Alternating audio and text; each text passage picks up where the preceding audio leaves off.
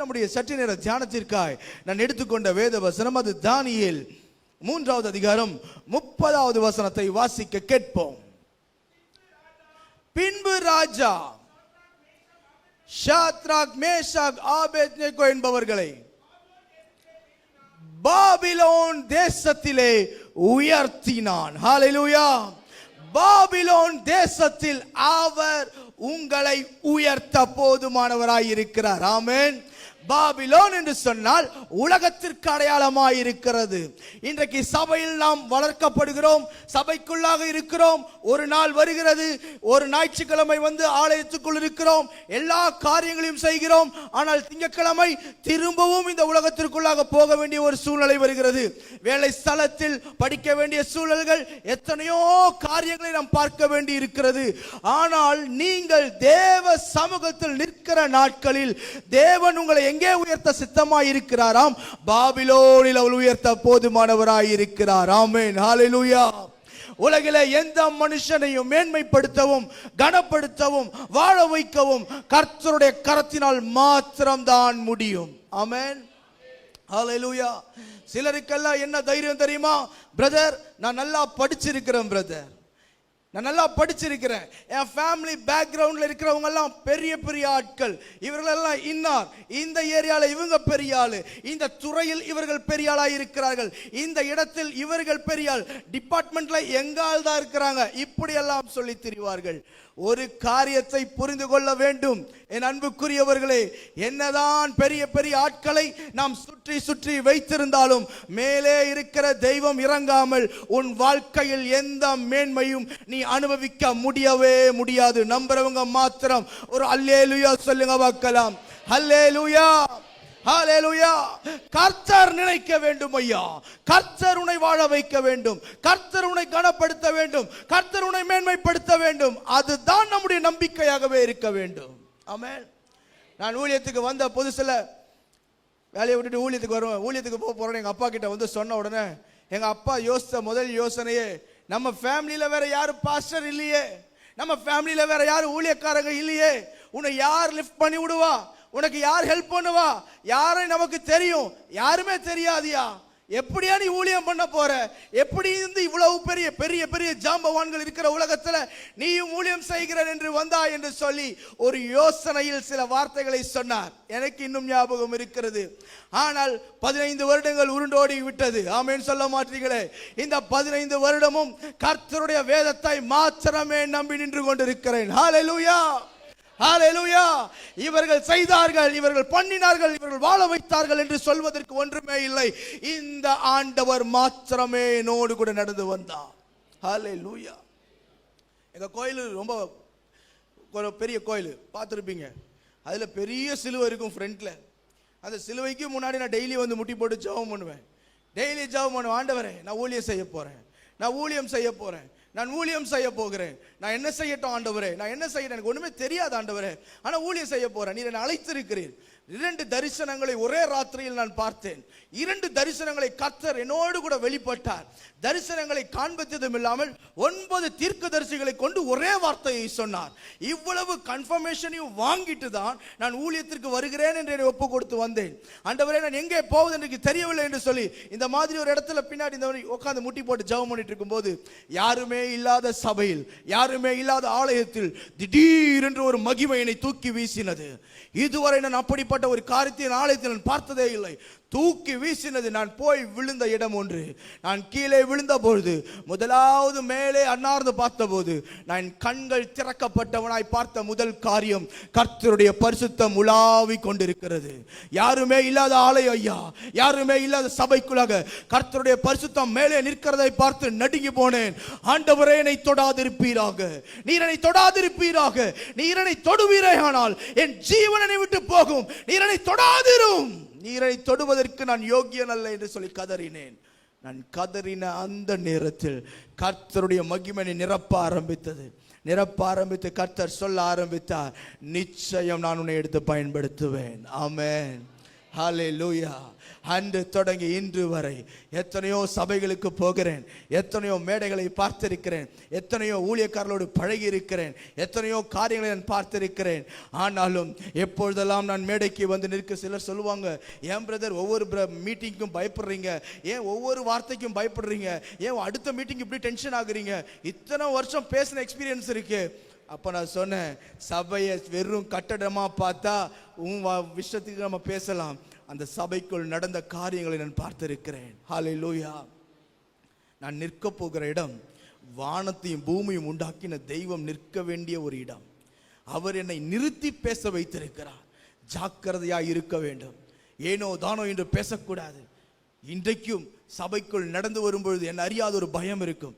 ஒவ்வொரு மாதமும் முதல் 1ஆம் தேதி நான் சபைக்கு போவது வழக்கம். வாக்குத்தத்தம் ஆராதனைக்கு நான் போய் உட்காருவேன். போகும்போதெல்லாம் அன்றைக்கு என்னை சந்தித்த ஆண்டவரை நான் இன்றைக்கும் நினைவு கூறுகிறேன். காரணம் என்ன தெரியுமா ஐயா? தேவ சமூகத்தில் நாம் வந்து நிற்பது. ஆமென். ஹல்லேலூயா, ஹல்லேலூயா. இன்றைக்கு கர்த்தர் நம்முடைய சூழ்நிலைகளை மாற்ற அவர் போதுமானவராய் இருக்கிறார். ஒருவேளை உன்னுடைய வாழ்க்கையில் எத்தனையோ தோல்விகளை நீ சந்தித்திருக்கலாம். நடக்காத சில காரியங்கள், கைகூடி வராமல் சில காரியங்கள் தட்டி போயிருக்கலாம். நான் நம்புகிறேன் ஐயா, இந்த ஆராதனை முடிந்து நீ வெளியே போகும் பொழுது கர்த்தர் உன்னுடைய வாழ்க்கையிலே தலையிட்டு சம்பவிக்க வேண்டிய நல்ல காரியங்கள் எல்லாவற்றையும் சீக்கிரத்தில் கைகூடி வர பண்ணுவார். ஹல்லேலூயா. உன் பிள்ளையின் எதிர்காலத்தை அவர் மேன்மைப்படுத்துவார். உன் பிள்ளைகள் பூமியிலே வாழ்கிற நாட்களில் நட்சத்திரங்களை போல வாழ்ந்திருப்பதை அந்நிய கண்கள் அல்ல, உன் சொந்த கண்கள் பார்த்து கர்த்தரை உயர்த்தும் என்பதில் எந்த ஒரு சந்தேகமே இல்லை. இந்த தேசத்திற்கு வரும்பொழுது இந்த 3 பேரும் அடிமைகளாய் தான் உள்ளே வருகிறார்கள், வேலைக்காரர்களாய் தான் வந்து உட்காருகிறார்கள். என்ன காரியமா இருந்தாலும் சரி, இனி கேட்பதற்கு யாருமே இல்லை. புறப்பட்டு வந்தார்கள், உட்காருகிறார்கள், அவ்வளவுதான். இவருடைய வாழ்க்கையில் ராஜா ஒரு தீர்மானம் செய்து அவர்களை உயர்த்த ஆரம்பிக்கிறான். உன்னை யாரு கட்டுப்படுத்தி அடக்கி வைக்கணும்னு நினைக்கிறானோ அவனை கொண்டே கர்த்தர் உன்னை மேலே கொண்டு வருவார். ஆமென். யார் யோசேப்பை குழியில் தள்ளினார்களோ அந்த சகோதரனே கையை கொடுத்து மேலே கொண்டு வரான். யார் வரக்கூடாது நினைச்சானோ அவனை கொண்டே மேலே கொண்டு வரான். யார் இவர்களுக்கு அடிமையாக இருக்க வேண்டும், எனக்கு வேலைக்காரர்களாக இருக்க வேண்டும் என்று யார் தீர்மானித்தானோ அந்த ராஜா உயர்த்த தீர்மானிக்கிறான். ஆமென். இந்த உயர்வு சாதாரணமாய் வருவது இல்லை. இந்த உயர்வை நாம் பெற்றுக்கொள்வதற்கு நீங்களும் நானும் செய்ய வேண்டிய சில காரியங்கள் ஒன்று உண்டு. ஆமென். Terms and condition apply. ஆமென் சொல்ல மாட்டீங்களே? இன்னைக்கு எல்லாம் பொருள் வாங்கும்போது எல்லாம் போட்டுட்டே இருப்பாங்க. ₹1 கட்டினா போதும் பொருளை கொடுத்துருவோம், ₹1 கட்டினா போதும் பொருளை கொடுத்துருவோம். ஆனால் கீழே ப்ளூ கலர்ல ஒரு ரவுண்ட் பண்ணி வச்சிருப்போம், டேர்ம்ஸ் அண்ட் கண்டிஷன் அப்ளை. அதோட அர்த்தம் என்ன தெரியுமா? இந்த ஆசீர்வாதத்தை நீ வாங்கணும்னா இந்த டேர்ம்ஸ் அண்ட் கண்டிஷனுக்கு என்ன பண்ணணும்? நீங்க உட்பட்டு இருக்க வேண்டும். என்னென்ன டேர்ம்ஸ் அண்ட் கண்டிஷன்? 5ஆம் தேதிக்குள்ள அக்கௌண்ட்ல காசை வச்சே ஆகணும். இல்லைன்னா அதுக்கு முன்னாடி இருந்தே மெசேஜ் வந்துகிட்டே இருக்கும், எடுத்து வை எடுத்து வை எடுத்து வை. நீ எடுத்து வைக்கிறியா இல்லை நான் வரவா, அதுதான் இங்கிலீஷ்ல போட்டிருப்பான். நீ எடுத்து வைக்கிறியா இல்லை எங்க ஆள் அனுப்புவா, நீ எடுத்து வைக்கிறியா இல்லை முடியுமா முடியாதா இல்லை பிளாக் பண்ணவா, இப்படியெல்லாம் இருக்கும். உலகத்தில் இருக்கிற ஆசீர்வாதத்திற்கே சில சட்ட திட்டங்கள் இருக்குமே, ஆனால் வானத்தையும் பூமியும் உண்டாக்கின கர்த்தரிடத்திலிருந்து பெற்றுக்கொள்ளுகிற ஆசீர்வாதங்களுக்கு நமக்கு எவ்வளவு காரியங்கள் இருக்கிறது. வேகமாய் பார்ப்போம் என்னென்ன காரியங்களை இவர்கள் செய்து ஆசீர்வாதத்தை பெற்றுக்கொண்டார்கள் என்று சொல்லி. தானியேல் 1ஆவது அதிகாரம் 5 8வது வசனத்தை வாசி கேட்போம். தானியேல் 1:8.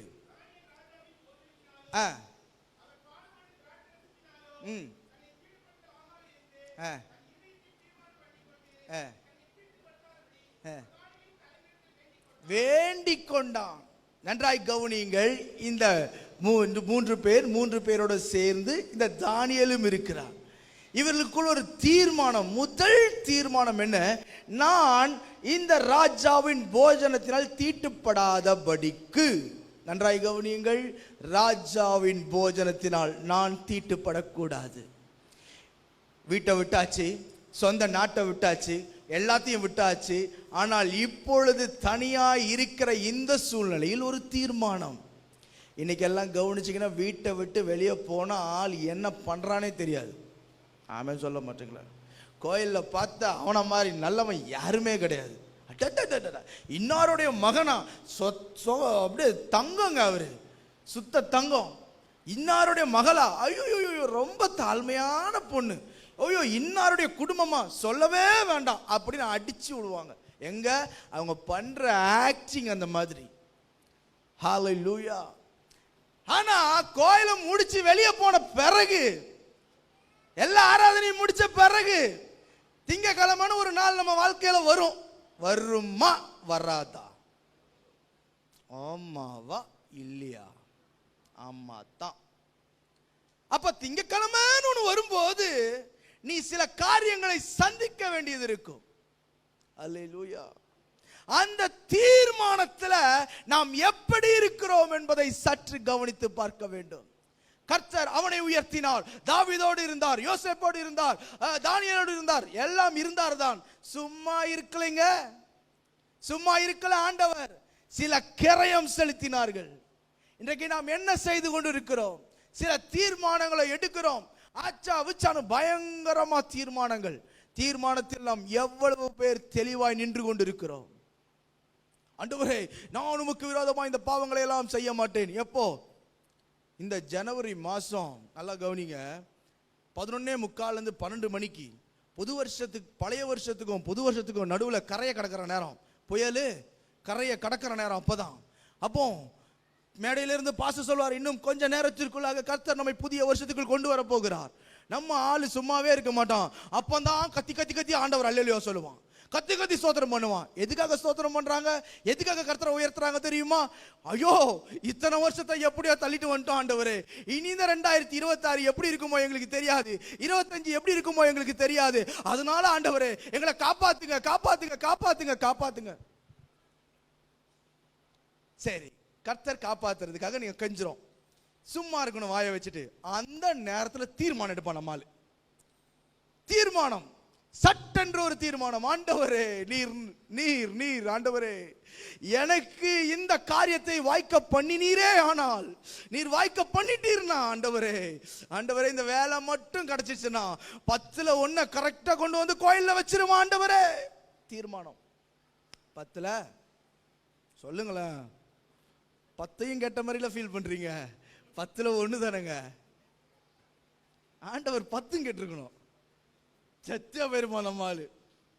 நம்மால் ரொம்ப ஜென்டிலான ஆண்டவர். 10ல் அப்ப ஆண்டவர் பாப்பார், ஐயோ என் பிள்ளை எவ்வளவு கதறான், எவ்வளவு உண்மையா ஏங்குறான், எவ்வளவு எப்படி ஜெபிக்கிறான், இவனுக்கு எப்படியாவது வேலையை கொடுத்துடலாம் சொல்லி உடனே கர்த்தர் ஜனவரி மாசமே 10,000 ரூபாய் சம்பளத்துக்கு நல்ல வேலை கொடுத்துருவார். அப்போ 10ல் 1 எவ்வளோ? சத்தமா கேட்கல, 1000 ரூபாய்.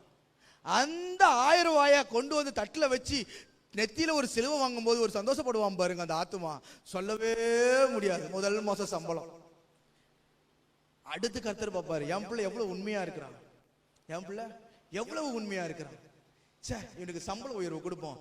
அடுத்த பினான்சியல் இயர்ல டக்குன்னு கர்த்தர் 50,000 ரூபாய் மாத்தி விட்டாரு. இப்ப எவ்வளவு? 10ல் 1 சொல்லுங்க. இப்பதாங்க இடிக்குதாங்க. கோயில்ல கொடுக்கறதுக்கு ஆள் இல்லையா? நான் கொடுத்துதான் கோயில் நடக்கணுமா? நான் ஏன் கொடுக்கணும்? நான் ஏன் செய்யணும்? நான் ஏன் பண்ணணும்? நான் சொல்றதெல்லாம் எங்க சர்ச்சில் நீங்களாம் நல்லவங்க, ஆமென். ஏதாவது நினைச்சிட போறீங்க. என்னன்னா இது எதுக்கு நான் தரணும்? நன்றாய் கவனியுங்கள், நீ கொடுப்பது ஒரு மனிதனுக்கு அல்ல, வானத்தையும் பூமியையும் உண்டாக்கின தெய்வத்திற்கு ஐயா. ஹல்லேலூயா. தெய்வத்திற்கு கொடுக்கிறார். உன்னை உடுத்தி போஷித்து உன்னை உருவாக்கி உன்னை நடத்தி அழகு பார்க்கிற தெய்வத்திற்கு கொடுத்து அழகு பார்க்கிறார். ஹல்லேலூயா. கொடுக்கிறவங்களுக்காக கர்த்தருக்கு ஸ்தோத்திரம். ஆனா கொடுக்காம இன்னும் பாக்கெட்டுக்குள்ள கையை விட்டுட்டு எடுக்காம இருக்காங்க பாருங்க, அவங்களுக்காக பேசுறேன். தீர்மானம் எடுத்து செய்யாமல் இருப்பது. இன்னைக்கு என்னென்ன தீர்மானத்தில் எல்லாம் நாம் தவறி இருக்கிறோம், அதை நாம் சற்று கவனித்து பார்க்க வேண்டும், சற்று நிதானித்து பார்க்க வேண்டும். நாம் சற்று அதை நோக்கி அதை நிறைவேற்ற பார்க்க வேண்டும். ஆமென். இனி அடுத்த தீர்மானம் இருக்கு. ஆண்டவரே இனி வேதம் வாசிக்காம நான் வீட்டை விட்டு என்ன பண்ண மாட்டேன். வேதம் அதோட நிறுத்தி இருக்கணும். சும்மா இல்லாம 5 அதிகாரம் வாசிப்பா ஆண்டவரின் தீர்மானம் எடுக்கிறது. கேட்டாரா ஆண்டவர் உங்ககிட்ட 5 அதிகாரம் படின்னு? எந்த தீர்மானம்? இனி 5 அதிகாரம், இனி இந்த வருஷத்துல இருந்து ஓ ஆண்டவரே ஸ்தோத்திரம், 5 அதிகாரம் வாசிக்காம நான் வீட்டை விட்டு என்ன பண்ண மாட்டார் இவரு. 1ஆம் தேதியே வாசிக்க மாட்டாரு. ஏன் சொல்லுங்க தெரியுமா? Watch night service. பிரசங்கம் பண்ண பாஸ்டர் இதை முடிச்சுட்டு பிஷப்பை பார்க்க போயிருப்பாரு. ஆனா உட்காந்து வசனம் கேட்டவரு என்ன பண்ணுவார் தெரியுமா? மத்தியானம் 2 மணிக்கு தான் எந்திரிப்பாரு. எதுக்கு? சாப்பிடுறதுக்கு. ஏயா எடுத்த தீர்மானத்துல முதல் நாள் தோல்வி? நைட் எல்லாம் தேவ சமூகத்துல உட்காந்து டயர்ட், வசனம் கேட்ட டயர்ட். 2வது நாள் செய்வார். 2வது நாள் செஞ்சு முடிச்ச பிறகு அப்படியே ஆட்டி ஓஞ்சி போய் உட்கார்ந்து இருப்பாரு. என்ன பண்றதுன்னு தெரியாம இருக்கிறதுலயே சின்ன அதிகாரமா எங்க தெரியுமா ரவுண்ட் அடிப்பாரு? சங்கீதத்திலேயே ரவுண்ட் அடிப்பாரு. ஏன்னா நியூ டெஸ்டமெண்ட்ல எல்லாம் பெருசு பெருசா இருக்கும். இந்த பக்கம் ஓல்ட் டெஸ்டமெண்ட்ல பழைய ஏற்பாட்டுல இன்னும் பெருசா இருக்கும். பெரிய அதிகாரம் படிச்சிடவே கூடாது, பெரிய பாவம் அது. அதனால என்ன பண்ணுதுன்னா 133, 121, 191 இப்படியே ரவுண்ட் அடிச்சு இந்த 5குள்ளேயே உட்கார்ந்து இருக்கிறது. 2 நாள் 3 நாள் செய்வாங்க, 4வது நாள் செய்ய மாட்டாங்க. 4வது நாள் செய்யவே மாட்டாங்க. இன்னைக்கு நம்மள ஒரு கேலண்டர் வீட்டில் ஒன்று தொங்கும் பார்த்துருக்கீங்களா பாஸ்டர்? அந்த கேலண்டர்ல குட்டியா வசனம் இருக்கும். அந்த கேலண்டர்ல குட்டி வசனம், நான் உன்னோடு கூட இருக்கிறேன், அவ்வளவுதான் பிரிண்டே பண்ண முடியும். அதுல நமக்கு கண்ணில் 1008 பிரச்சனை, ஷார்ட் சைட் லாங் சைட் எல்லா சைட்டும் போச்சு. ஆனா இந்த சின்ன வசனத்தை படிச்சுட்டு இந்த ஆத்மாவுக்கு என்ன தெரியுமா? முழு பைபிள் படிச்ச திருப்தி. முழு பைபிளை படிச்சா அவன் நடை என்ன, பேச்சு என்ன, முழு பைபிளை படிச்சுட்டாங்க. எங்க ஒரு வீட்டுக்கு போய் பார்த்தேன், இந்த செருப்பு மாட்டுறது இடத்துல கேலண்டர் தொங்குது. எனக்கு புரியல, ஒருவேளை அங்க போய் டேட்டு பார்ப்பாங்களோ இவங்க அப்படின்னா மனசுக்குள்ள யோசித்தேன். அங்க போய் என்ன செய்யறாரு ஐயா? ஷூவை போட்டுக்கிட்டே தேடுறாரு டேட்டை. இன்னைக்கு என்ன டேட்டு, இன்னைக்கு என்ன டேட்டு, டேட்டு தேடிட்டு கடைசியில வசனத்தை தேடி படிச்சு அவருக்கு அவ்வளவு திருப்தி. நான் யோசிக்கிறேன், ரொம்ப சோம்பேறித்தனமாக்கிட்டோம் நம்ம இன்னைக்கு கிறிஸ்டியானிட்டியில. வசனத்தெல்லாம் இந்த மாதிரி அடிச்சு கொடுத்து இவங்க இதே போதுன்னு வாழ்றாங்களே. தீர்மானம். ஹல்லேலூயா. உன் வாழ்க்கையில உயர்வு வரணும்னா உன் தீர்மானத்துல சரியா இருக்கணும்யா. தேவனுக்கும் உங்களுக்கும் இருக்கிற ஒரு ஐக்கியம் அந்த தீர்மானத்தில் உறுதிப்பட்டு இருக்க வேண்டும். இன்னைக்கு நான் செய்ய மாட்டேன், இதை பண்ண மாட்டேன், இன்னைக்கு அங்க போக மாட்டேன், இன்னைக்கு இனிமேல் இந்த சவகாசம் எனக்கு வேணான்னு சொன்னா வேண்டாம் தான். அதை மீறி மீறி மீறி நான் வேண்டாம் தான் நினைக்கிறேன், நான் பழக வேண்டாம் தான் நினைக்கிறேன், நான் பேச வேண்டாம் தான் நினைக்கிறேன், என்ன வா வா வான்னு கூப்பிடுது. அது இருக்கக்கூடாது. ஆமென். நான் யாரையும் காயப்படுத்தவோ உடைக்கவோ ஒரு நாளும் இந்த மேடைக்கு நான் வந்ததில்லையா. ஒரே ஒரு காரியம், என் வாழ்க்கையில் நான் பண்ணுகிற பிரசங்கம் ஒரு ஆத்மாவை உயிர்ப்பித்தே தீர வேண்டும். ஆமென். அந்த நோக்கத்தோடு பேசுகிறேன். தீர்மானிக்கிறான் ஐயா, இனி அவனுக்கு கண்டிக்க யாரும் கிடையாது, கேட்க யாரும் கிடையாது, என்ன வேணும்னாலும் செய்யலாம், எப்படினாலும் வாழலாம், கேட்பதற்கு யாருமே இல்லாத ஒரு சூழ்நிலையில் நின்று கொண்டிருக்கிற இந்த வாலிபர்களுக்குள்ளாக ஒரு தீர்மானம், நாங்கள் அதை தொட மாட்டோம், நாங்கள் அதை செய்ய மாட்டோம், நாங்கள் அதை பண்ணக்கூடாது, இது எங்களுக்கு தேவையில்லாத காரியங்கள் என்று சொல்லி பிரதானிகளிடத்தில் வேண்டிக் கொள்ளுகிறார்கள். இன்றைக்கு தீர்மானம் எடுக்கிற வாலிபர்களை கர்த்தர் பூமியிலே நட்சத்திரங்களாய் மாற்றுவார். ஹல்லேலூயா. பெற்றோரே பிள்ளைய ஊழியத்துக்கு அர்ப்பணிச்சிருப்பாங்க. ஆனா பிள்ளை நல்லா படிச்சு மேல வரும்போது அந்த பிள்ளைய ஊழியத்துக்கு அனுப்பணும்னு நினைக்கும் போது எதுக்கு ஊழியம் செய்யணும்? நல்லா சம்பாதிக்கட்டும், அப்புறமா ஊழியம் செய்யட்டும், நல்ல செட்டில் ஆகட்டும், அதுக்கப்புறம் ஊழியம் செய்யட்டும். இன்னைக்கு ஊழியத்துக்கு அர்ப்பணிக்கிற பெற்றோர்லாம் இப்ப பார்க்க முடியல தெரியுமா உங்களுக்கு? கேட்டு பாருங்களேன் யாருக்கிட்டாவது, உங்க பிள்ளை என்னமாக்க போறீங்க? டாக்டர், இன்ஜினியர், அமெரிக்காவில் கலெக்டர். ஐயா அங்க இருந்து சொல்ற கலெக்டர், பெரிய பெரிய தலைவர்கள் சபையில் எழும்போது சந்தோஷம் தான். ஆனால் இல்லையா, என் பிள்ளைய நான் ஊழியத்துக்கு அர்ப்பணிச்சிருக்கிறேன், என் பிள்ளை வளர்ந்து வருவான், நல்லா படிப்பான், மேன்மையா வருவான், ஆனால் அவன் இந்த பைபிளை பிரசங்கம் பண்ணுவான். எத்தனை பெற்றோர் சொல்ல முடியும்? ஹல்லேலூயா. ஆனா பிள்ளை தாரும் தரும் வர, எப்போ தெய்வம் தரும் வர பிள்ளை தாரும் தந்தால் அவனை உமக்கென்று, ஐயோ ஆண்டவரே அங்க நடிக்க போயிடுவார் சிங்காசனத்துல, உமக்காக நான் கொடுப்பேன்.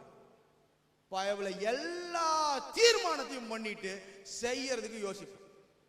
இன்றைக்கு சற்று கவனித்து பாருங்கள், பார்க்கலாம் நாம் எங்கெங்கே எந்தெந்த இடத்தில் தீர்மானங்களை இழந்து போய் நிற்கிறோம், தீர்மானத்தை உடைத்திருக்கிறோம். இன்றைக்கு அந்த பாபிலோன் தேசத்தில் யாருடைய ரெக்கமெண்டேஷன் இல்லாம ஒரு 3 பேரை உயர்த்தி வைக்க ராஜாவால் முடியுமே, ஆனால் உன்னை உயர்த்துவதற்கு யாருடைய ரெக்கமெண்டேஷன் தேவையே இல்லையா, யாருடைய ஒத்தாசையும் தேவையில்லை. யாரும் உனக்காக பரிந்து பேச வேண்டிய அவசியம் இல்லை. யாரும் உன்னை வாழ வைக்க வேண்டாம். யாரும் உனக்கு துணையாய் நிற்க வேண்டாம். உன் ஃபுல் டீம் மெம்பர்ஸ் உனக்கு எதிர்த்து நின்னாலும் உன்னை வாழ வைக்க கர்த்தர் தீர்மானித்தாரே, ஆனால் யாரும் அதை தடுத்து நிறுத்தவே முடியாது. கைகளை தட்டி அப்பாவுக்கு நன்றி சொல்லி ஹalleluya என்று ஆர்ப்பரிப்போம். ஹalleluya, ஹalleluya. உயர்த்துவார் ஐயா, உயர்த்துவார். முதலாவது தீர்மானம். இரண்டாவது என்ன காரியம் என்று பார்ப்போம். வாசிக்க கேட்போம். தானியேல் 2வது அதிகாரம் 17வது வசனம். பின்பு தானியேல்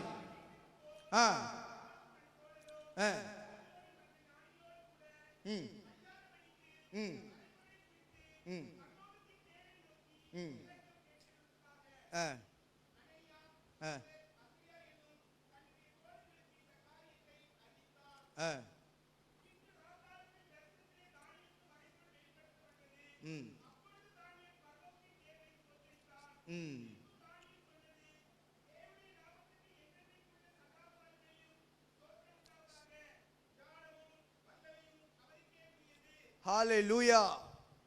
இப்போ இரண்டாவது செய்த ஒரு காரியம் என்ன தெரியுமா? ஐக்கியம். ஆமென் சொல்ல மாட்டீங்களே? என்னுடைய உயர்வுக்கு அடுத்த ஸ்டோன் என்ன தெரியுமா? ஐக்கியம். இப்போ ராஜாவுக்கு ஒரு கனவு, அதை யாராலையும் தெளிவாய் பேச முடியவில்லை, யாராலையும் விடுவிக்க முடியவே இல்லை. இப்படிப்பட்ட ஒரு சூழலில் தள்ளப்பட்ட தானியேல் செய்த ஒரு காரியம், தன்னுடைய நண்பர்கள் என்ன செய்யறான் தெரியுமா? சேர்க்கிறான். எதுக்காக சேர்க்கிறான்? இதை தேவனிடத்தில் போய் என்ன பண்ணணும்? விசாரிக்க வேண்டும். ஆமென் சொல்ல மாட்டீங்களே? ஹalleluya, ஹalleluya. இரண்டாவது ஐக்கியமுடைய வாழ்க்கையில் மிகப்பெரிய அஸ்திவாரமாய் இருந்தது உயர்வுக்கு. ஐக்கியம். சபைக்குள்ளாக நாம் இருக்கிறோமேயானால் நாம் ஐக்கியப்பட்டவர்களாய் இருக்க வேண்டும். ஆமென் சொல்ல மாட்டீங்களே? வாலிபர்கள் ஐக்கியம், ரைட்? வாலிபர்கள் ஐக்கியம். இதுல பெரிய ஆளு சின்ன ஆளு இருக்கவே கூடாது. எல்லாரும் ஒரே போல உட்கார்ந்து இருக்க வேண்டும். இந்த ஒரே மாதிரி யூனிஃபார்ம் போறதுக்கு என்ன அடையாளம் தெரியுமா? நாங்க எல்லாம் ஈக்குவல், நாங்க எல்லாம் ஒரே மாதிரி ஆட்கள், நாங்கள ஒரே மாதிரி பிள்ளைகள், ஒரே ஆண்டவரை ஆராதிக்கிற பிள்ளைகள் என்பதை அடையாளப்படுத்தும்படிக்கு. ஆமென், ஹalleluya. சில இடத்துல போய் பார்த்தீங்கன்னா இந்த ஐக்கியம் நல்லா போயிட்டு இருக்கும். போதகருக்கும் விசுவாசிக்கும் நல்ல ஐக்கியம் போய் கொண்டிருக்கும். போதகருக்கும் வாலிபர்களுக்கும் நல்ல ஐக்கியம் போயிட்டு இருக்கும். ஆனா எங்க இருந்தோ வர ஒரு ஆளு தேவையில்லாம கொளுத்தி போடுற ஒரே ஒரு தீ காட்டு தீய போல பத்தி எரியும். ஹalleluya. நல்லா போயிட்டு இருக்கும். குடும்பம் நல்ல ஐக்கியமா போயிட்டு இருக்கும். ஹஸ்பண்ட் வைஃப் நல்ல ஐக்கியமா இருப்பாங்க, நல்ல அண்டர்ஸ்டாண்டிங்கா இருப்பாங்க, ஒரு குறையும் இருக்காது. ஆனா எங்க இருந்தோ ஒரு சொந்தக்காரன் திடீர்னு வருவான் பாருங்க. வந்து சொல்ற ஒரே ஒரு வார்த்தை போதும், முழு குடும்பமே தள்ளாடி நிற்கும். வந்து சொல்லுகிற ஒரு ஆலோசனை போதும் குடும்பத்தை உடைப்பதற்கு. வந்து சொல்லுகிற ஒரு வார்த்தை போதும் முழு குடும்பத்தையும் நாசப்படுத்துவதற்கு. நன்றாய் கவனியுங்கள். தேவன் எதிர்பார்க்கிற ஒரு காரியம் என்ன தெரியுமா? சபைக்கு நடுவே ஐக்கியம் நிலைத்திருக்க வேண்டும். ஆமென். எந்த ஊழியமாய் இருந்தாலும் ஒரு ஐக்கியம் இருக்க வேண்டும். சண்டே ஸ்கூல் எடுத்தாலும் ஒரு ஐக்கியம் இருக்க வேண்டும். வாலிபர் கூட்டமானாலும் ஐக்கியம் இருக்க வேண்டும். தாய்மார் ஐக்கியமாய் இருந்தாலும் ஒரு ஐக்கியம் இருக்க வேண்டும். எல்லா காரியத்திலும் கர்த்தர் ஒற்றுமையை எதிர்பார்க்கிறார். ஆண்டவர் பரலோகம் போவதற்கு முன்பு, சிலுவைக்கு போவதற்கு முன்பு இயேசு சொல்லுகிறார், நாம் ஒன்றாய் இருப்பது போல இவர்களும் ஒன்றாய் இருக்கட்டும் என்று ஆண்டவர் பரமபிதாவை பார்த்து கதறுகிறார்.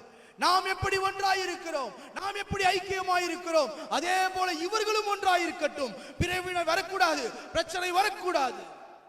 ஆனா இன்னைக்கு போற இடத்துல, வர்ற இடத்துல, நிக்கிற இடத்துல, பேசுற இடத்துல ஏதோ ஒரு காரியத்தில் ஏதோ ஒரு வித்தியாசத்தை நாம் காண்பித்துக் கொண்டே இருக்கிறோம். இன்னும் ஏன் தேசத்துக்குள்ள எழுப்புதல் வரல? இன்னும் ஏன் தேசத்துக்குள்ள எழுப்புதல் வரல? ஆண்டவர் தாமதிக்கிறாரா? இல்லை. தேவன் சில காரியங்களை எதிர்பார்த்து கொண்டிருக்கிறார். யார் ஜெபிச்சாலும் சரி, எத்தனை உபவாச கூட்டங்கள் போய் உட்கார்ந்தாலும் சரி, ஆண்டவரே கதறு, ஆண்டவரே அற்புதங்களை செய்யணும் ஏங்கி ஏங்கி அழுதாலும் சரி, எங்கே ஒரு மனம் இருக்கிறதோ அந்த இடத்தில் பரிசுத்த ஆவியானவர் இறங்கி வருவார். கைகளை தட்டி அப்பாவுக்கு நன்றி என்று சொல்லுங்கள் பார்க்கலாம். 133வது சங்கீதம் வாசிக்க கேட்போம். கடைசி வசனம், 3வது வசனம். ஏர்மோன் மேலும் நல்ல பணிக்கு ஒப்பா இருக்கிறது. அங்கே கர்த்தர் என்றென்றைக்கும் ஆசீர்வாதத்தையும் ஜீவனையும் கட்டளையிடுகிறார். ஆமென். அங்கே கர்த்தர் என்றென்றைக்கும் ஆசீர்வாதத்தையும் ஜீவனையும் கட்டளையிடுகிறார். எங்கே கட்டளையிடுகிறார்? முதல் வசனம் வாசிக்க கேட்போம். இதோ சகோதரர் ஒருமித்து வாசம் பண்ணுவது எத்தனை நன்மையும் எத்தனை இன்பமுமாயிருக்கிறது. எங்கே ஒரு மனம் இருக்கிறதோ அந்த இடத்தில் என்ன இருக்குது? முதல்ல ஆசீர்வாதத்தை கர்த்தர் கட்டளையிடுகிறார். உன் கையின் பிரயாசம் ஆசீர்வதிக்கப்படும். உன் குடும்பத்தில் ஏன் தேவையில்லாம அநியாய செலவுகள் வருது தெரியுமா? ஒரு மனம் இல்ல, சின்ன அமௌண்டா இருந்தாலும் ஒன்னா ஜெபிச்சு அதை வாங்கி செலவு பண்ணி பாருங்க, கர்த்தர் ஆசீர்வதிப்பார். சேலரி வந்த உடனே முதல்ல எடுத்து தேவ சமூகத்துக்கு கொண்டு வந்து கொடுத்துட்டு ஜெபம் பண்ணி, ஆண்டவரே இதை ஆசீர்வதியும் என்று ஒரு மனமாய் செயல்பட்டு பாருங்கள், கர்த்தர் மேன்மைப்படுத்துவார். இன்னைக்கு ஒரு திருமண காரியத்தை எடுத்து செஞ்சா ஒரு மனம் இருக்காது. ஒரு குடும்பத்துல ஒன்னா ஒரு 4 பேர் தான் இருப்பாங்க. 4 பேரும் 4 விதமா யோசிச்சு 4 மூலையில தான் உட்கார்ந்து இருப்பாங்க. ஹல்லேலூயா. சில குடும்பங்களில் பார்த்திருக்கேன், ஹஸ்பண்ட் ஒய்ஃப் ஒன்னா இருக்கிற மாதிரியே தெரியும், ஒன்னா போவாங்க, ஒரே கார்ல வருவாங்க, ஒன்னா செய்வாங்க. ஆனா பேச்சுவார்த்தையே இருக்காது, பேச்சுவார்த்தையே இருக்காது, பேசுவதே கிடையாது. ஏதாவது கேட்டா எனக்கு தெரியாது, நீங்க அவர்கிட்ட பேசுங்க பிரதர், ஒன்னும் விளங்காது. ஏன் இவங்க இப்படி பேசுறாங்க, ஏன் இவங்க இப்படி பேசுறாங்க? அப்புறமா தான் தெரியும் பல மாதங்களாகவே பேசாம இருக்கிறாங்க. அல்லேலூயா. இன்னும் பாருங்க, சில சொந்தக்காரங்க கிட்ட எல்லாம் இன்னும் பேசாமையே வீம்பு பிடிச்சிட்டு உட்காந்துருக்கோம். இன்னும் நான் செத்தாலும் அவன் வீட்டுக்கு மட்டும், நீ செத்ததுக்கு அப்புறம் எங்க போற? உன்னை பெட்டியில வச்சு அமுத்ததான் டைம் கரெக்டா இருக்கும். இங்க வந்து வச்சுட்டு பெட்டியை வச்சுட்டு சிலுவை போட்டு சொல்லணும், வேற வழியே இல்லை, இவரு ரொம்ப நல்லவர், அது எங்க மேல விழுந்த கடமை. அப்ப ஆண்டவரை பார்த்து சொல்லணும், தெரியாம பேசிட்டு ஆண்டவரே ரொம்ப நல்லவர். கோயிலுக்கு எப்போ வருவார் தெரியுமா? சிறப்பு கூட்டங்களுக்கு மட்டும் தான் வருவாரு. எப்போ வருவாரு? Christmas, new year, good Friday, Easter. இதுக்கு இடையில கோயிலுக்கு பக்கம் மலைக்கு கூட ஒதுங்கிறது இல்லை. அவர் இந்த பக்கம் தான் போவார், இந்த பக்கம் தான் வருவார், ஆனா உள்ள வரமாட்டார். ஏன்? ஆனா வந்து சொல்லணும், பிரதர் ரொம்ப ஒத்தாசையா இருந்தாருன்னு பெட்டியில படுக்க போட்டு, அது கடமை, வேற வழி இல்லை. அல்லேலூயா, அல்லேலூயா, அல்லேலூயா. நன்றாய் கவனியுங்கள், நன்றாய் கவனியுங்கள். ஐக்கியத்தை கர்த்தர் விரும்புகிறார். யாரையும் வேறு விரிச்சு பார்க்கவே கூடாது. நம்ம உண்மையாய் நேசிக்கிற இருதயத்தோடு இருக்கணும். இந்த உலகத்தில் எதையும் சம்பாதிக்கலாம், பணம் இருந்தால் எதையும் சம்பாதிக்கலாம். ஆனால் உண்மையாய் நேசிக்கிறவர்களை சம்பாதிப்பது மிக மிக கடினம், மிக மிக கடினம். கொஞ்சம் திரும்பி பாருங்க, ஏதோ ஒரு காரணத்திற்காக தான் உன்னை சுற்றி ஆட்கள் நின்று கொண்டே இருப்பார்கள், ஏதோ ஒரு காரணத்துக்காக தான் ஜனங்கள் உன்னோடு கொண்டு நிற்பார்கள். ஆனால் நீ தனித்து விடப்படும் பொழுது, யாரும் இல்லாத சூழ்நிலையில் நீ கண்ணீர் வடிக்கும் பொழுது, ஒரு கரம் கூட வந்து உன் கண்ணீரை துடைக்காது, ஒருவனும் வந்து நிற்க போவதில்லை. சற்று கவனித்து பார்ப்போம். ஹல்லேலூயா. அந்த இடத்துல என்ன வைக்கிறார் கர்த்தர்? ஆசீர்வாதத்தை கர்த்தர் வைக்கிறார். உன் வீட்டுக்குள்ள ஆசீர்வாதம் தங்கும், உன் வீட்டுக்குள்ள ஆசீர்வாதத்தை கர்த்தர் நிலைத்திருக்க செய்வான். வருகிற ஒவ்வொரு அநியாய செலவுகள் வராது, வியாதி வராது, ஒன்றும் வராது.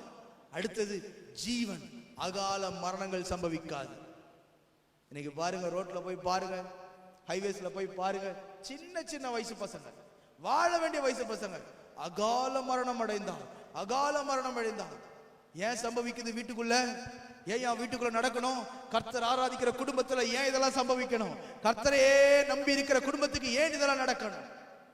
சற்று நிதானித்து பார்க்க வேண்டும். ஐக்கியத்தை கர்த்தர் விரும்புகிறார். ஐக்கியத்தை ஒரு நாள் உடைச்சிடாதீங்க. குடும்பத்தை உங்க கையால் என்ன பண்ணக்கூடாது? ஒரு நாளும் உடைக்க கூடாது. இன்னொரு குடும்பத்தையும் உடைச்சிடாது. ஏதோ ஒரு வார்த்தை சொல்லி அட்வைஸ் என்ற பேரை வச்சுட்டு கொண்டு போய் உன்னால ஒரு குடும்பம் வாழ்ந்ததா இருக்கணுமே தவிர உடைஞ்சதா ஒண்ணுமே இருக்கக்கூடாது. ஆமென். என்னால் இவன் வாழ்ந்தான்னு சொல்லணுமே தவிர என்னால தாண்டா அவன் சீர்கட்டு போனான்னு சொல்லவே கூடாது. ஐக்கியம் தேவை. நம் சபையில் ஐக்கியத்தை நிலைநாட்டுவோம். சின்ன வயசுல ஒரு கதை ஒன்று சொல்லுவாங்க. 4 பசு ஒன்னா சுத்திட்டே இருந்துதான்.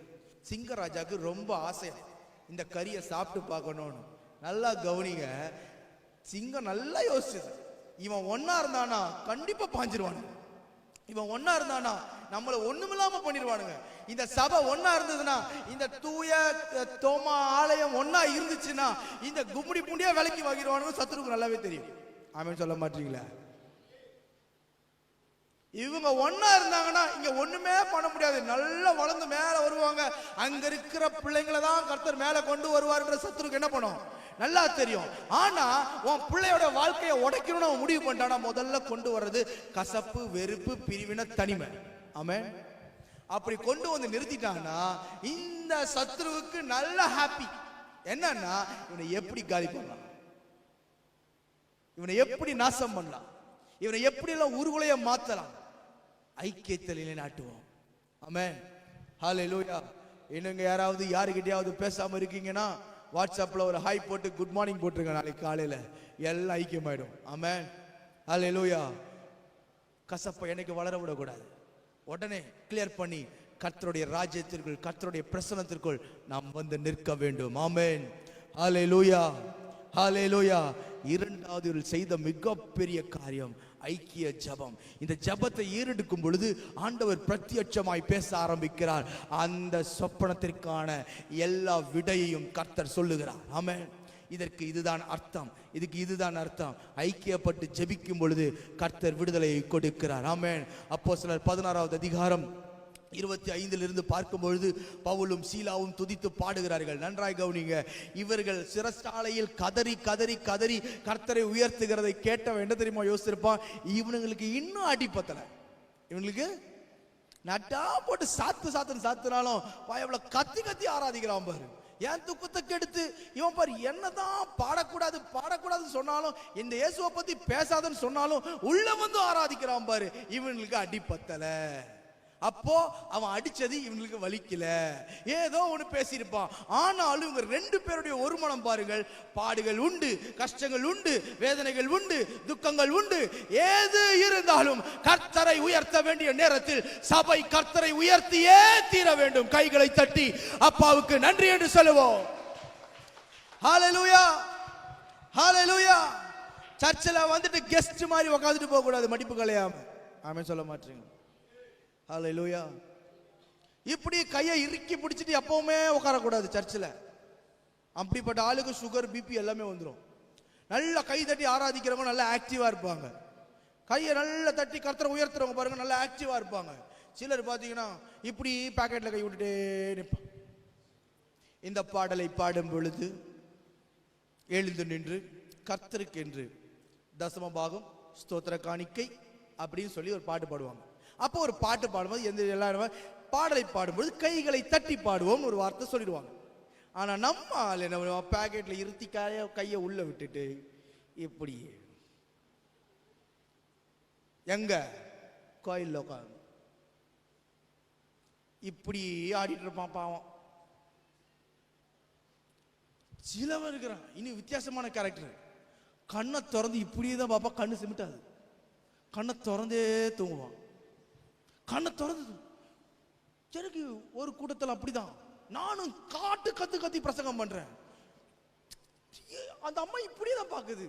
நான் ஏதாவது நம்ம ட்ரெஸ்ஸிங்ல ஏதாவது கோளாறு வந்துருச்சா தெரியல, நான் இப்படி தடவுறேன். அந்த அம்மா அப்பவும் கடுத்துடுறேன். எனக்கு நானும் கையை தட்டுன்றேன், ஒண்ணுமே நடக்கல. என்ன நடந்திருக்குன்னா கண்ணை திறந்தே தூக்கம். அம்மா இங்க இல்ல, சரீரம் மட்டும் தான் இங்க இருக்குது. சரீரம் இங்க இருக்குது, ஆத்மா மூணாவது வானம் போயிடுச்சு. அது தெரியாம நான் கத்துறேன், காவுன்னு கத்துறேன். என் உயிரே கொடுக்குறேன். ஆண்டவரே மேடையில என் உயிரை கொடுத்து நான் பிரசங்கம் பண்ணுவேன் தீர்மானம் பண்ணி கத்தி பிரசங்கம் பண்ண. இந்த அம்மா கடைசியில் அந்த அம்மா ஜபத்துக்கு வந்தாங்க. நார்மலா இருக்காங்களா இவங்க அப்நார்மலான்ற அந்த கன்ஃபியூஷனே ஆயிட்டேன். என் ட்ரெஸ்ஸிங்ல எனக்கே சந்தேகம் வந்துருச்சு. அன்னைக்கு நம்ம சரியா தான் பண்ணியிருக்கோமா இல்லையான்னு தெரியலையே, இந்த அம்மா ஏதோ ஒரு மிஸ்டேக் பார்த்துருக்கேன் நம்ம கிட்ட அப்படின்னு. எங்க உட்காந்து சர்ச்சில் வீட்டில் சின்ன பிரச்சனை வரட்டும், ஐயாவுடைய சத்தமும் அம்மாவுடைய சத்தமும் வானம் பரியந்தம் விட்டும் ஓங்கி ஓங்கி ஓங்கி கத்துறது. எனக்கு தெரியும் உனக்கு தெரியும், வாடா போலான்னு பயங்கரமா பேசி அப்படியே வானத்துக்கு எட்டுறது வாய்ஸ். ஆனா சர்ச்சில் வந்து பாட்டு பாடுனா பாடிடக்கூடாது சர்ச்சில் சத்தமா, பாவம். பாடுறவங்கள கர்த்தருக்கு ஸ்தோத்திரம், பாடாதவங்கள சொல்றேன். வாய் அப்படி இருத்தி பிடிச்சிடும். அப்படி இருக்கிறவங்கள கூட்டிட்டு வாங்க, ஒரே அடியா சேர்த்து கட்டி விட்டுருவோம்.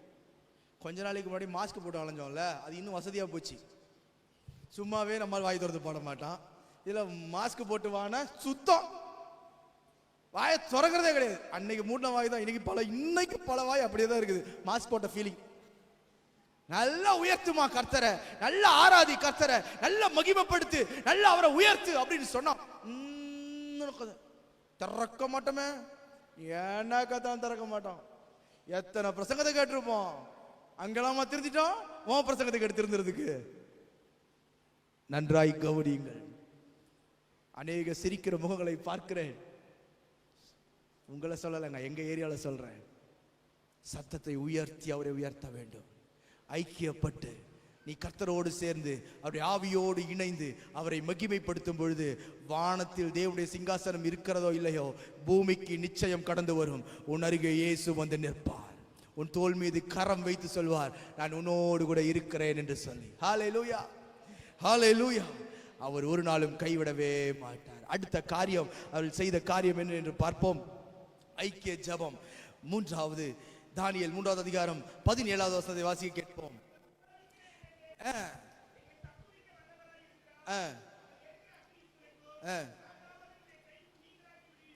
விடுவிப்பார். ஹல்லேலூயா.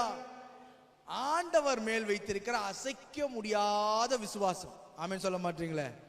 டிபேட்ல விசுவாசத்தை பத்தி நல்லா சொன்னாங்க. விசுவாசம் நம்பப்படும் உறுதியும் காணப்படாதவைகளின் நிச்சயமாயிருக்கிறது. இப்போ நிறைய பேருக்கு நம்பிக்கைனா என்ன, விசுவாசம்னா என்னன்றது தெரியறது இல்ல. விசுவாசம் தான் நம்பிக்கை, நம்பிக்கை தான் விசுவாசம் குழப்பிக்கிறாங்க. அப்படி கிடையாது. நம்பிக்கை வேறு, விசுவாசம் வேறு. என்கிட்ட ஒரு 10 லட்சம் ரூபாய் இருக்கு, நான் ஒரு கார் வாங்க போறேன்றது என்னது? நம்பிக்கை. ஏன்னா என்கிட்ட கையில காசு இருக்கு. என்கிட்ட 1 ரூபா கூட இல்ல, கும்மிடிப்பூண்டியில சொந்த வீடு கட்ட போறேன்றது என்னது? விசுவாசம்யா. ஹல்லேலூயா, ஹல்லேலூயா, ஹல்லேலூயா.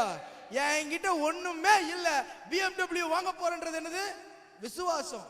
என் கையில 40 லட்சம் ரூபாய் இருக்குது, வாங்க போறேன்றது நம்பிக்கை. அவ்வளவுதான் வித்தியாசம். ஆமென். இப்போ இவர் எரிகிற அக்கினி சூளைக்கு போகிற அந்த சூழ்நிலையில் வந்த போது அவர் எங்களை விடுவிக்காமற் போனாலும், ஹல்லேலூயா, எங்க என்ன நடந்தாலும் சரி, என்ன ஆனாலும் சரி, அவர் இதற்கு தப்புவிப்பாரியா, இதனை காப்பாற்றுவார். இன்னைக்கு பிரச்சனை வரும்போது நம்ம யோசிப்போம், ஏன் இந்த பிரச்சனை ஆண்டவரே, எதற்காக இந்த பிரச்சனை? நல்லா தானே வேலை போயிட்டு இருந்தது, எதுக்கு இந்த பிரச்சனை? நல்லா தானே ஊழியம் போயிட்டு இருந்தது, ஏன் இந்த பிரச்சனை? சில சலசலப்புகளை நம்முடைய வாழ்க்கையில் கர்த்தர் அனுமதிப்பது எதுக்கு தெரியுமா? உன்னை கொல்லுவதற்காக அல்ல. அந்த பிரச்சனைகளுக்கு நடுவே கர்த்தர் உன்னோடு கூட வருவதை நீங்களும் நானும் அறிந்து கொள்ளும்படிக்கு. ஹல்லேலூயா. சங்கீதம் 23 தாவீது சொல்லுகிறான், கர்த்தர் மேய்ப்பராய் இருக்கிறார். கரெக்ட் தான். ஆனால் அடுத்த வசனங்களில் பார்க்கும் பொழுது, நான் மரண இருளில் நடந்தாலும் கர்த்தர் மேய்ப்பர், நீர்தான் என்னை நடத்துகிறீர், எல்லாம் ஓகே. நான் மரண இருளில் என் வாழ்க்கை வருகிறது. ஏன் மரண இருள் வருகிறது? ஏன் பிரச்சனை வருகிறது? ஏன் போராட்டம் வருகிறது? அவர் உன்னோடு கூட இருக்கிறேன் என்பதை நிரூபிக்கும்படிக்கு கைகளை தட்டி அப்பாவுக்கு நன்றி சொல்லி ஹல்லேலூயா.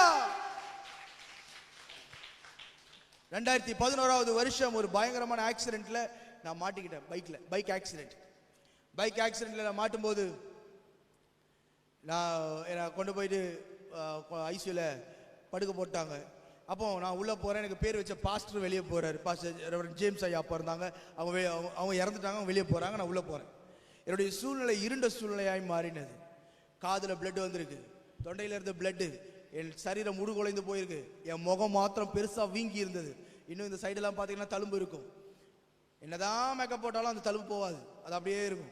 இன்னைக்கு காலையில கூட நான் ட்ரெஸ் பண்ணும்போது யோசிச்சேன், ஆண்டவரே நீ கொடுத்த வாழ்க்கைப்பா, ஏதோ உயிரை கொடுத்து நிற்க வச்சிருக்கிறீர் என்ன யோசித்து தான் வரேன்.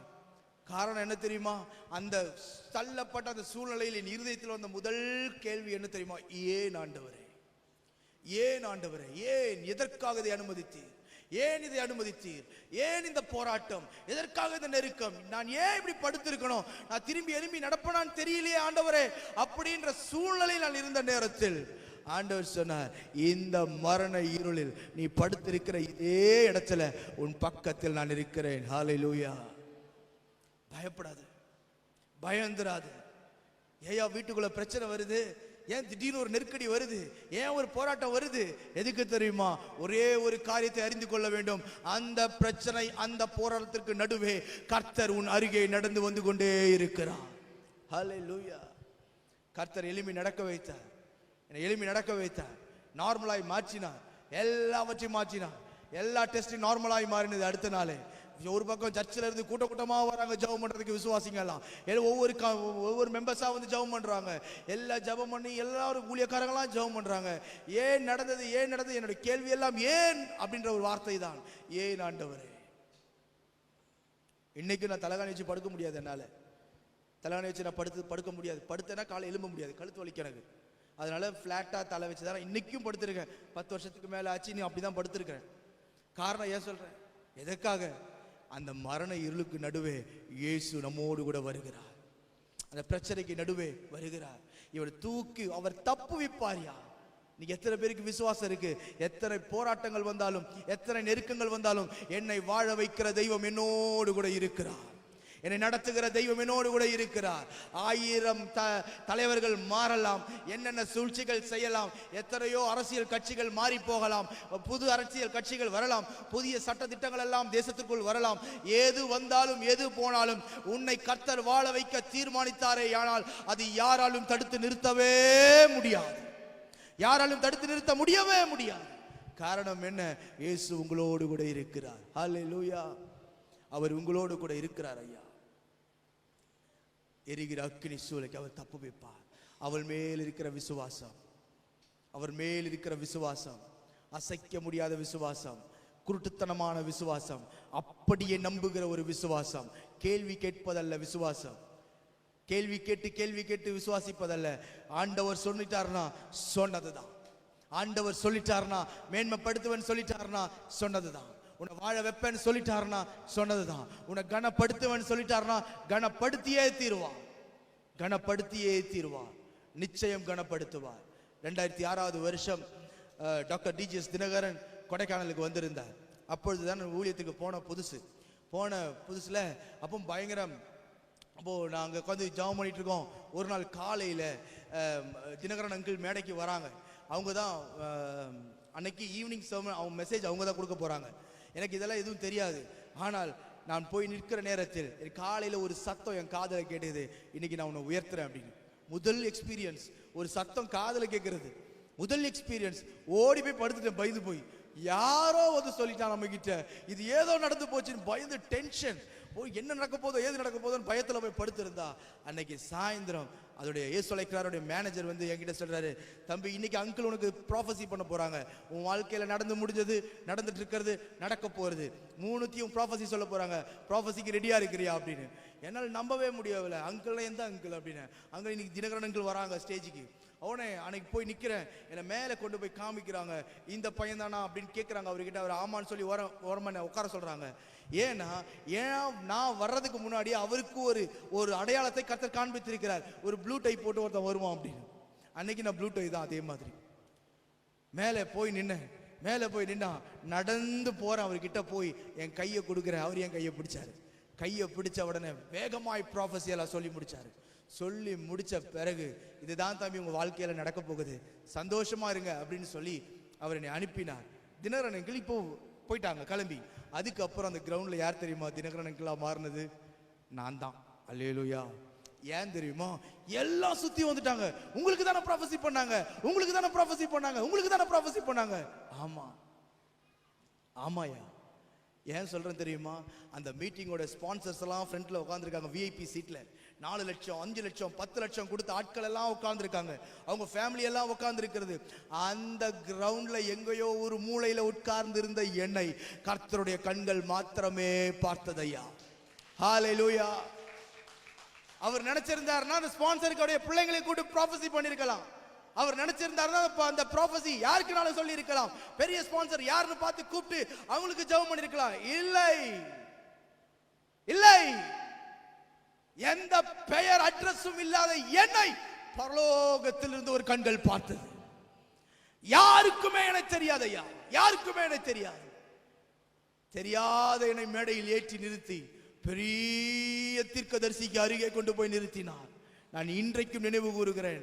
ஒன்றுமே இல்லாத சூழ்நிலையில் என் தேவனால் செய்ய முடியுமே, ஆனால் இன்றைக்கு எல்லா காரியங்களையும் வாய்க்க செய்கிற தெய்வன் எல்லா காரியத்தையும் எனக்கு வாய்க்க பண்ணுவார். எல்லா தடைகளையும் உடைத்து கொடுப்பார். எல்லா மேன்மைகளையும் நமக்கு கொடுப்பார். உங்கள் பிள்ளைகளையும் கர்த்தர் அப்படியே ஆசீர்வதிப்பார். ஆமென்.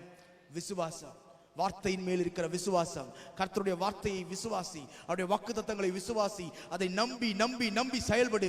கர்த்தர் உன்னை மேன்மைப்படுத்துவார். ஹல்லேலூயா.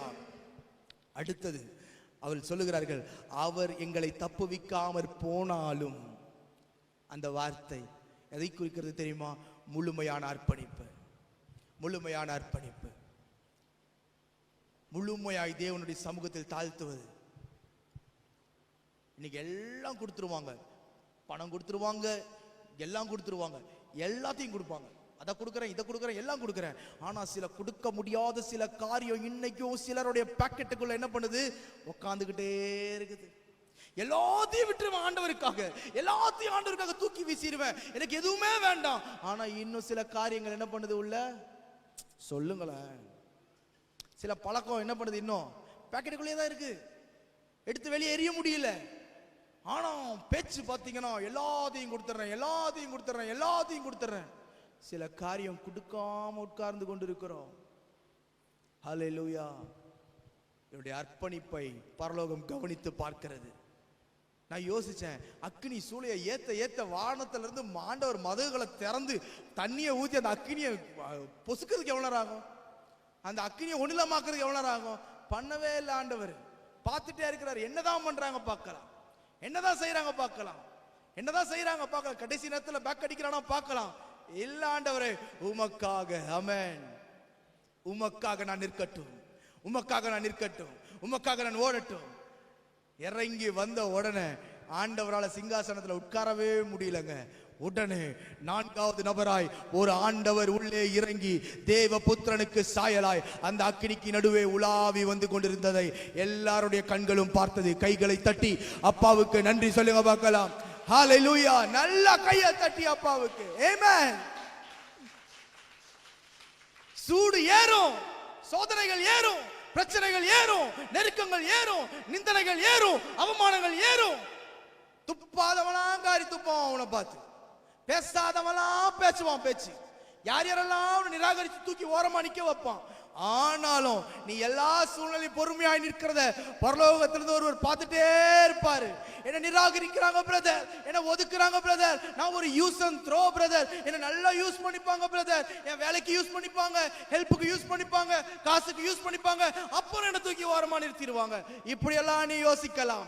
ஆனால் நீ நன்மை செய்து நன்மை செய்து நன்மை செய்து தீமை அனுபவித்து உட்கார்ந்து கொண்டிருக்கலாம். ஆனால் பரலோகத்தில் இருக்கிற கர்த்தர் எப்படி தெரியுமா? எல்லா காரியத்தையும் பொறுமையாய் பார்த்து கொண்டே இருப்பார். ஒரு சர்டன் டைம் வரும்போது ஆண்டவர் சிங்காசனத்தை விட்டு எழுந்திருப்பார். எனக்காக பேச யாரு இல்ல பிரதர், எனக்காக வழக்காட யாரு இல்ல பிரதர், எனக்காக துணைக்கி நிக்க யாரு இல்ல பிரதர், நான் ஒரு அனாத பிரதர். நீ அனாதையே இல்லம்மா, இத்தனை நாள் நீ அனாதை மாதிரி ஃபீல் பண்ண, ஆனா இனி நீ இல்ல, நான் உன் கூடவே இருக்கிறேன்னு சொல்லி அவர் உன் கையை பிடிச்சு நிறுத்துவார். ஆமென். கையை பிடிச்சு நிறுத்துவார். நீ கைவிடப்பட்டவன் அல்ல, நீ கைவிடப்பட்டவன் அல்ல. இந்த வார்த்தைகளை நான் பேசும் பொழுது அநேக கலங்கிய கண்களை நான் பார்க்கிறேன். சிலருடைய இருதயங்களை கர்த்தர் பலப்படுத்தி கொண்டிருக்கிறார். இந்த இடம் முடிந்து நீ வெளியே போகும் பொழுது கர்த்தருடைய ஆவியானவர் உன் தோள் மீது கை போட்டு சொல்வாரு, நான் உனக்கு துணை நிற்கிறேன். எஸ், எல்லா நன்மையும் வாங்குவாங்க உன்கிட்ட இருந்து. சில நேரத்தில் உனக்கு இல்லைனாலும் நீ கொடுத்து உட்கார்ந்து கொண்டிருப்பாய். எல்லா நன்மையும் வாங்கி சாப்பிட்டு உனக்கு விரோதமாய் குதிங்காலை தூக்கும் போது அந்த இருதயம் உடைக்கப்படும் பாருங்க. எல்லாத்தையும் வாங்கிட்டாயா, வாங்கிட்டு பேசுறான் பார். எல்லா வேலையும் வாங்குறான், வாங்கிட்டு பேசுறாங்க பார். ஏன், எதற்காக தெரியுமா? அந்த சூழ்நிலையில் நீ பேசாம உட்கார்ந்து இருப்பதை என் தேவன் கவனித்து பார்க்கிறான். ஆமென். ஒருவேளை இன்னும் கொஞ்ச நேரத்தில் இயேசு உங்கள் அருகே வந்து நிற்க போகிறார். ஆமென். ஒவ்வொரு தோள் மேலையும் கர்த்தருடைய கரம் இறங்கி வரும். அவர் சொல்லுவார், நீ பயப்படாதே, நான் உனக்கு துணை நிற்கிறேன், நான் உன்னோடு கூட இருக்கிறேன், நான் நடந்து வரவும் கூட. யார் நடக்கிறாங்களோ இல்லையோ, உன் முரடான பாதையில நடக்க முடியலன்னா என் தோள் மேல ஏறிக்கோ, நான் உன்னை தூக்கி சுமக்கட்டும் என்று இயேசு வந்து நிற்கிறார். ஆமென். ஹல்லேலூயா. இந்த தீர்மானத்தில் நின்றது, விசுவாசத்தில் உறுதியாய் நின்றது. அக்கினி சோதனை அதிகரித்த நேரத்திலேயும் ஆண்டவர் மேல் இருந்த விசுவாசம் அவரையே கொண்டு வந்தது. இன்றைக்கு இயேசு உங்களுக்கு கொண்டு வருவார். வீட்டிற்கு போவீர்கள், இயேசு உங்கள் வீட்டிற்கு குடும்பத்துக்கு நடுவே வந்து நிற்பார். உடைந்த உன் குடும்பம் கட்டப்படும், உடைந்த உன் வாழ்க்கை கட்டப்படும், உடைந்த உன்னுடைய பிள்ளையின் எதிர்காலம் ஆசீர்வதிக்கப்படும்.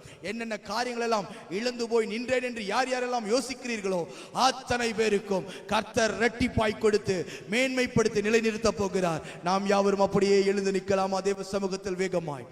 ஹல்லேலூயா. உமக்கு ஸ்தோத்திரம் ஆண்டவரே. நான் ஜெபித்து முடிக்க போகிறேன். ஹல்லேலூயா. நேரமில்லாத காரணத்தினால் நான் வேகமாய் ஜெபிக்கிறேன். எத்தனை பேருக்கு இந்த நாள் ஆராதனை ஆசீர்வாதமாய் இருந்தது? ஒரு அல்லேலூயா சொல்லுங்க பார்க்கலாம். அல்லேலூயா, அல்லேலூயா, ஹல்லேலூயா. இந்த கூட்டத்துக்கு நான் ஜெபித்த பொழுது கர்த்தரின் இருதயத்தில் போட்ட வார்த்தை, இதை மாத்திரம் சொல். ஆமென். 5 வருஷம் பைபிள் காலேஜ் படிச்சேங்க. நான் 5 வருஷம்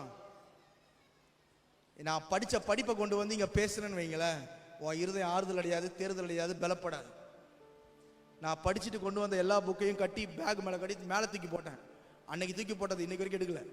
ஏன் தெரியுமா? எடுத்த புது தாட்ஸ் எல்லாம் வரும், ஆனால் எனக்கு தாட்ஸ் எல்லாமே தெரியுமா, காத்திருந்து தேவ சமூகத்தில் உட்கார்ந்து அந்த இருதயங்களுக்கு என்ன வேணுமோ அதை தாங்க ஆண்டவரே, நீர் சொல்லுவதை அப்படியே ஒப்பிக்க எனக்கு கிருபை தாரும்.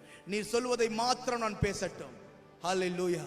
இந்த வார்த்தையை மாத்திரம் நீர் பேசு, இதை மாத்திரம் நீர் சொல்லு என்று சொன்னால் அதை மாத்திரம் தான் சொல்லுவேன். அதற்கு மேலே கூட்டி குறைச்சி இதுவரை ஒரு வார்த்தை நான் பேசினதே இல்லை. இன்றைக்கு கர்த்தர் சொல்லுகிறார், அவர் உங்களோடு கூட இருப்பார். பாபிலோன் தேசத்தில் ராஜா உயர்த்த தீர்மானித்தார். இன்றைக்கு கர்த்தர் உங்களையும் உயர்த்துவார்.